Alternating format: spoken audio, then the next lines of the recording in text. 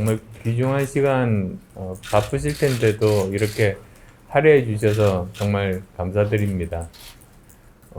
아까 교수님께서도 말씀해 주셨듯이 제가 내세운 제일 첫 번째 공약이 바로 555 공약입니다.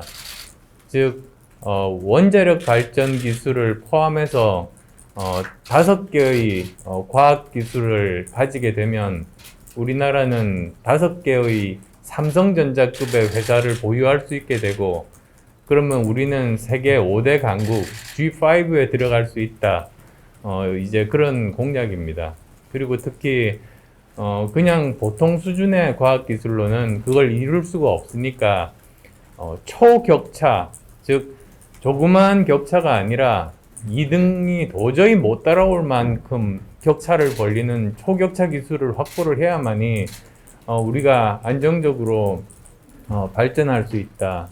그런 생각입니다. 그런데 지금 현재 정부 정책이 탈원전 정책이지 않습니까?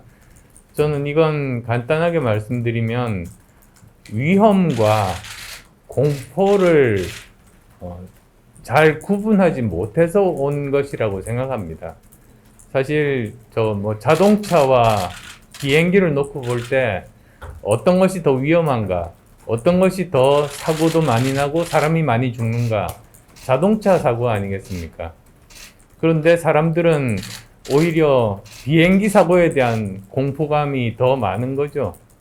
그래서 사실 정부에서 해야 될 일은 이렇게 실제로 위험한 것을 그 위험도를 낮추기 위한 여러 가지 제도나 과학 기술에 투자를 하고, 이런 과도한 공포에 대해서는 국민들과 서로 소통을 통해 가지고 그것을 낮춰가는 게 국가가 해야 되는 일이라고 생각합니다. 그런데 엉뚱하게 저는 원전에 대한 공포 때문에 탈원전 정책을 한다는 건 정말로 맞지 않습니다.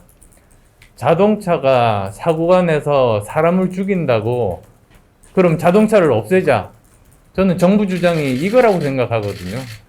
그게 아니라 자동차가 사고가 나서 사람들이 죽으면 우리가 해결할 수 있는 과학 기술을 개발해서 계속 그 위험도를 낮추자. 그게 지금 우리가 살고 있는 현대 사회 아닙니까? 그래서 저는 지금 정부 정책은 이건 현대 사회가 아니고 원시 시대 사고 방식에 해당된다고 봅니다. 더 잘 아시겠습니다만 이 여러 가지 발전 방식 중에서 저는 원전은 공포에 해당되고, 그리고 화석 연료 발전은 위험에 해당된다고 생각합니다. 정말 화석 연료 발전을 통해서 나오는 그 CO2 양이라는 거는 엄청나지 않습니까? 사실 전 세계 배출되는 510억 톤 CO2 중에서 27%가 사실은 이런 화석연료 발전에서 나오는 것이니까 이것을 통해서 지구온난화 때문에 얼마나 많은 사람이 지금 죽고 있습니까? 코로나19도 사실은 지구온난화 때문에 사실 생긴 거라고 생각해도 과언이 아닐 겁니다. 또 미세먼지 문제, 제가 그 문제 연구하는 분 이제 찾아뵈러 독일 마인츠에 있는 막스 플랑크 연구소를 갔습니다. 화학을 하는 막스 플랑크 연구소인데요. 거기 보니까 대기 화학자분이 소장으로 계셨는데, 그분 말씀이 미세먼지로 인한 초과 사망자 수가 1년에 880만 명이라는 겁니다.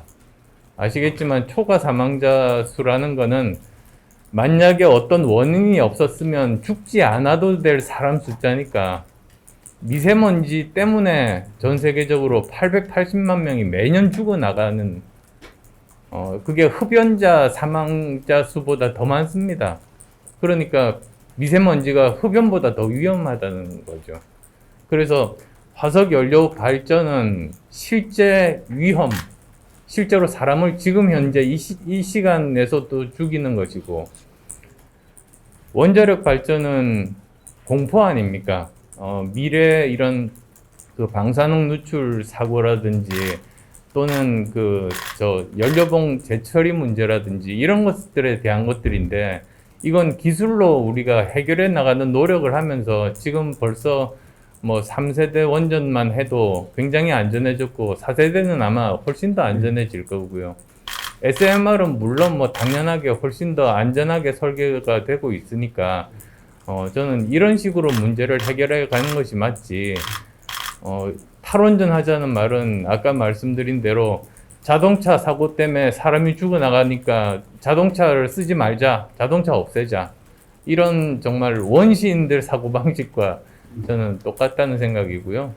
그리고 이제 핵 연료 재처리도 파이로 프로세싱 비롯해가지고 지금 연구가 진행되고 있는 것들, 이것도 저는 언젠가는 조만간 결실을 맺으리라고 생각하거든요. 그리고 지금 정부에서 너무나 지금 많은 관심 또는 비중을 이렇게 두고 있는 그 신재생 에너지 분야도 사실은 우리나라 여건에 안 맞지 않습니까? 제가 독일에 있을 때 그 슈투트가르트라는 도시가 있습니다. 거기에서 그 주로 풍력 발전에 대한 독일 북쪽에 북해 심해 수많은 그 풍력 발전기를 만든 회사입니다. 그 ENBW라는, 네. 독일 발음으로는 엔베베, 네. 그죠? 독일 발음으로는 예, 그러니까 W를 왜라고 하니까요. 네. 저도 막스 플랑크 있어 가지고요. 네. 그래서 엠베베를 갔더니 거기서 이미 한국 조사가 끝났더라고요. 근데 한국은 독일에 비하면 신재생 에너지를 하기에 굉장히 열악한 환경이다. 특히 이제 풍력 발전 같은 경우는 한국 전체를 놓고 보면은 남동쪽 해안 정도? 남서쪽이죠. 남서쪽 정도의 일부 정도만 가능하고, 그것도 뭐 독일에서 쓰고 있는 거에 한 반 정도 풍력밖에는 되지가 않는다. 그런 말을 들었습니다. 그리고 또 이 태양광이라는 것도 마찬가지로 이 우리나라에서는 뭐 황무지라고 사실은 할 만한 게 그렇게 많지도 않지 않습니까? 미국 같은 데서야 뭐 어떻게 해도 쓸 수 없는 황무지에다가 마음 놓고 그렇게 태양광 발전이나 풍력 발전을 할 수 있습니다만, 우리나라는 땅도 없는데도, 그리고 또 우리나라는 효율성이 떨어지는 이런 상황에서 태양광 발전을 한다는 거, 그거는 거의 그 과학적인 사실에 기반하지 않는 그런 미신적인 그런 생각에서 나온 판단이라고 저는 생각을 하고요. 그리고 또 무엇보다도 사실은 우리나라는 전력으로 치면 섬 아닙니까? 어느 나라에서도 전력을 끌어들일 수가 없이 자급자족을 해야 되는 상황인데, 그래서 안정적인 그런 전원을 확보하려면 사실은 이 신재생 에너지로는 불가능한 그런 상황인데, 독일처럼 전력이 부족할 때는 프랑스에서 그냥 끌어서 쓰고 정산하는 이런 잘못된 생각들을 하고 있어서 우리나라 형편에는 전혀 안 맞는, 사실에 근거하지 않은 정말 비과학적인 그런 것이 판단을 다 망치고 있다. 그렇게 생각합니다. 그래서도 앞으로 차기 정부에서는 정말 사실에 기반한 그 과학적인 해결 방법을 가지고 이렇게 접근을 해야지, 막연한 대중들의 공포를 악용해서 과학적인 사실마저 왜곡시키는 일은 절대로 있어서는 안 된다. 우리나라가 한 걸음 더 발전하기 위해서는 반드시 해결해야 될 숙제다.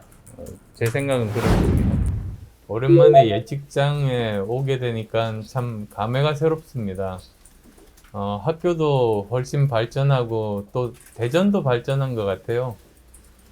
제가 원천동에서 살았거든요. 그래서 사실은 이제 학교 오는 길에 제가 살던 곳 그 앞을 일부러 약간 둘러서 지나오기도 했는데, 참 옛 생각도 나고 발전하는 모습들을 보니까 좋았습니다. 근데 여기를 와 보니까 좀 침체하고 침울한 분위기, 우리나라 미래를 위해서 정말로 중요한 분야인데도 이렇게까지 정말 노력을 해야 되는가, 설득을 해야 되는가, 그런 생각에 또 참담함도 동시에 느꼈습니다. 저는 일단 지금 신한울 3, 4, 5기는 국민의 혈세를 들여서 지금 어느 정도 공사를 하다가 중단이 됐습니다. 그래서 그건 이제 공사를 재개를 해야 되고, 그 다음에 그 장기 전력 수급 계획을 다시 재점검하겠습니다. 그래서 실제로 수요가 어느 정도 되는지 과학적으로 정확하게 예측하고, 또 거기에 따라서 우리가 가진 기술 수준에 따라서 어떤 에너지 믹스가 현실적으로 가능한 것인지 거기에 따라서 그 장기 수급 계획에 대한 재점검에 나서겠습니다.